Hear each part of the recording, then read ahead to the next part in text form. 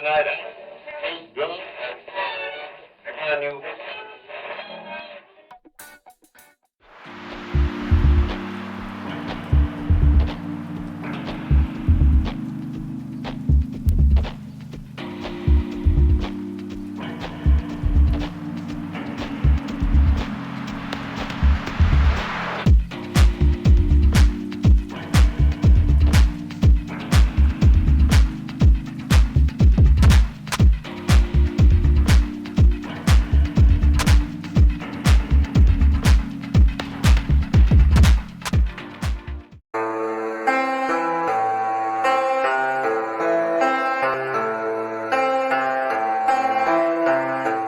Hi, my name is Sarah Johnson from SHS BNN, and I am here with Miss Carlisle, and she's going to tell us a little bit about her making masks. Okay, so how long does it take you to make a mask? If it's cut, I can probably less than 5 minutes if I'm ready to go. So I can probably turn out 15 to 20 an hour if I'm not on my phone or watching something at the same time. Okay, so what made you start wanting to make a mask? Well, when school closed in March, and on March 20th, when I couldn't come to school and help students and teachers, and when the news said there weren't enough masks for people in nursing homes or first responders or anyone, and then there's all the essential workers, I thought I have to be able to do something. So I went through my old fabric and got out a dusty sewing machine that I really only used to repair things or attempt to make cosplay costumes for my daughters now and again, and I pulled up a YouTube tutorial and I went for it, and the first ones were awful, and occasionally I see them and I'm like, you're still wearing that? Here, let me trade you out. So are you planning to extend this hobby into a business, or is it already a business?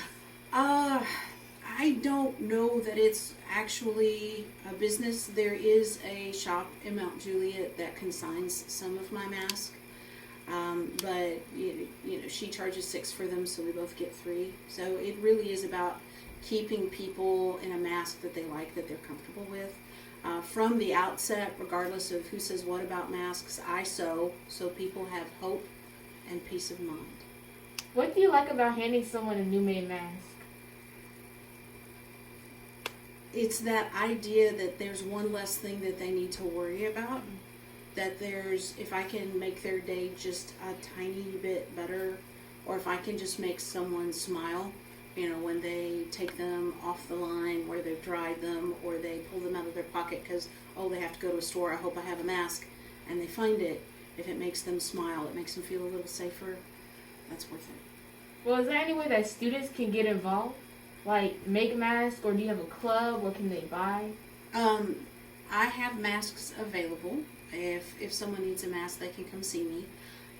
My cost is, and there are teachers that buy masks for students in special situations, and I basically charge them at cost, which is probably about $3. And so, like Miss Shearer will let students shop for masks, and then she just Venmos me the mask that went out, and I put that back into elastic and fabric that sees me. Do you think the school allow you to set up a little shop, a little mask shop?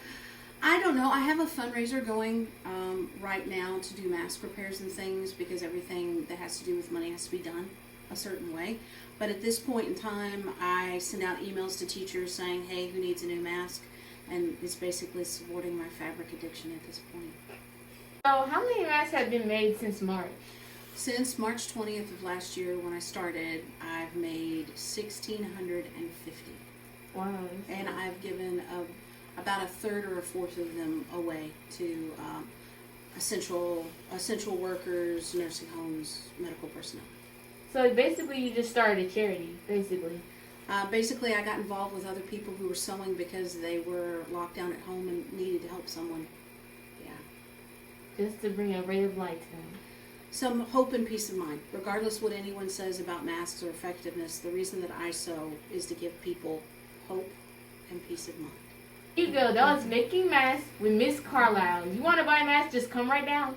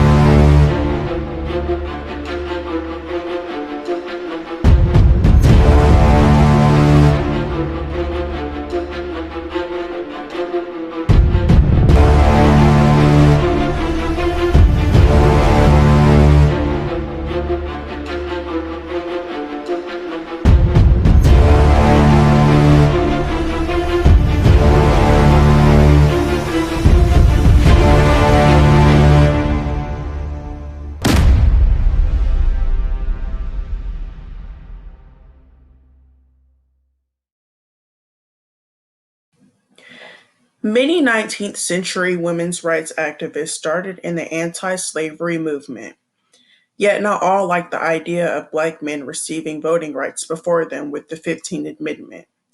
Because of this, some white suffragists aggressively sidelined black women in their worst civil issues like segregation and racial violence from the movement. It's important to know that even after the 19th Amendment was passed, women of color continued to be barred from casting ballots. Here are five black suffragists you should know about. Frances Ellen Watkins was a genuine celebrity as an orator, second only to abolitionist Frederick Douglass in terms of prominent black writers of her era. The poet, essayist, and novelist frequently went on speaking tours to discuss suffrage as well as slavery and civil rights. When it came to women's suffrage, Harper was convinced it would not be achieved unless black and white women worked together. But while Harper initially worked with leaders like Stanton and Anthony, she was also one of the first women to call them out in terms of their racism.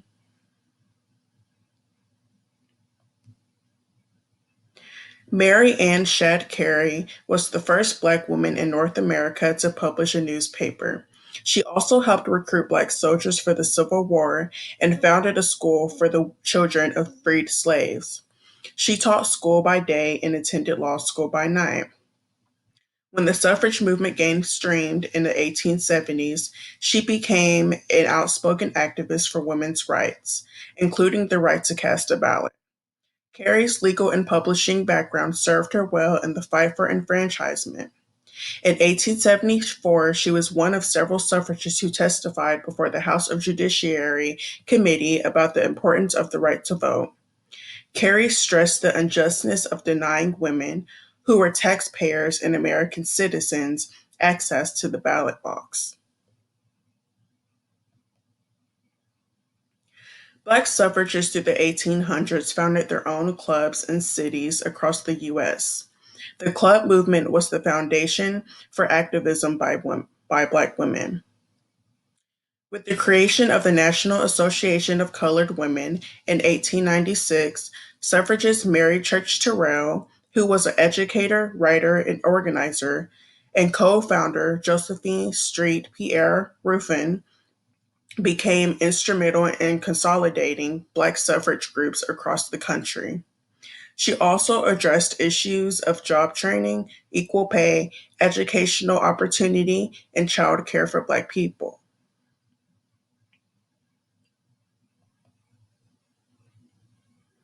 In 1913, Ida B. Wells, one of the founders of the National Association for the Advancement of Colored People, co founded the Alpha Suffrage Club, Chicago's first Black suffrage organization.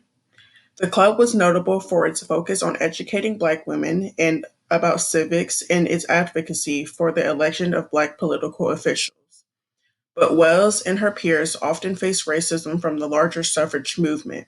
When she and other Black suffragists tried to join the National Suffrage March in D.C. in 1913, leader Alice Paul instructed them to walk in the back of the crowd. Wells refused and responded, "Either I go with you or not at all. I am not taking this stand because I personally wish for recognition. I am doing it for the future benefit of my whole race."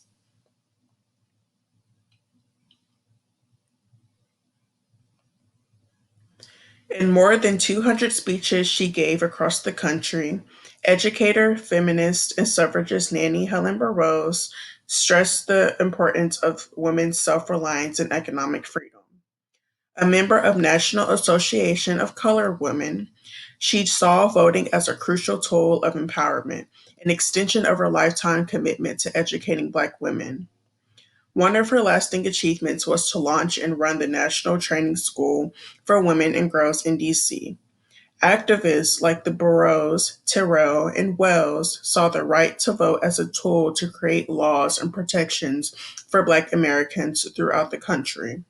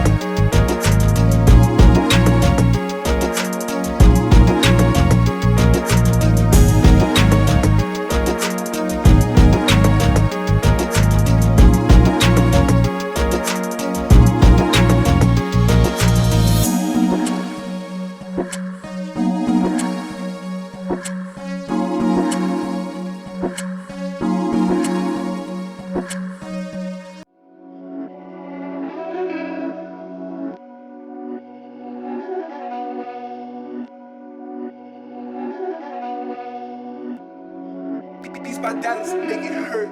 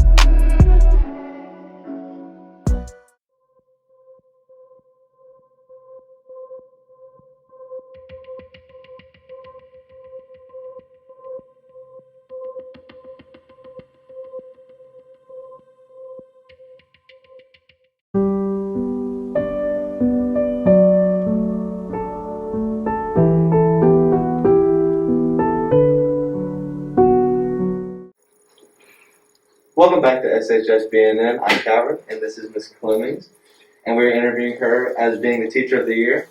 So, first of all, I wanted to ask you, how did you become a teacher at Smyrna High? I started out substituting, and Mr. Rakes asked me to come fill in for a teacher that was on maternity leave, and then he gave me a job. That's great. And my next question was, how does it feel to be labeled as like a Teacher of the Year? It is a huge honor because it is chosen by the faculty. They vote on that, so it is a huge compliment from my peers. And there are so many good teachers at Smyrna High School that really deserve this. So it's a huge honor. And what subjects do you teach, and like what levels of those do you teach? I currently teach AP World History, which is for freshmen, AP and Advanced Honors Government, which is primarily seniors, and then I teach dual U.S. History for juniors. And we were wondering, is there any like, what do you get whenever you become Teacher of the Year? There will Special Apple is kind of the award, and then there's a new thing that started last year that the Teachers of the Year will pass down to each other, and Miss Nickerson brought the little plaque over to me to put on my desk for the year. I was wondering, why do you think you were chosen as being Teacher of the Year? Like, what makes you stand out? Hopefully, it's that my colleagues know that I have a passion for teaching and concern for the students, and I really want to do my best and do all I can to make it better for the students and give them all of the opportunities that they can possibly have. I think you definitely showed that, because you won the Teacher of the Year. Congratulations on that. Thank you. And I'm Calvin, and thank you again.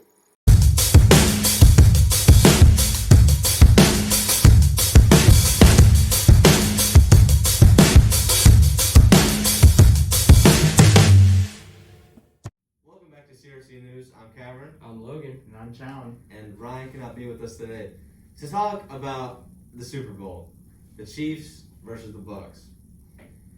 31-9, the Bucks dominate the Chiefs in this year's Super Bowl. Honestly, I saw them winning. I didn't see them blowing them out to where they didn't score a single touchdown. Yeah. The whole entire game. But talk about defense real quick. The Bucks defense was on their game. They consistently got through the line and continually just putting pressure on Mahomes, making him run like he got fire in his pants or something.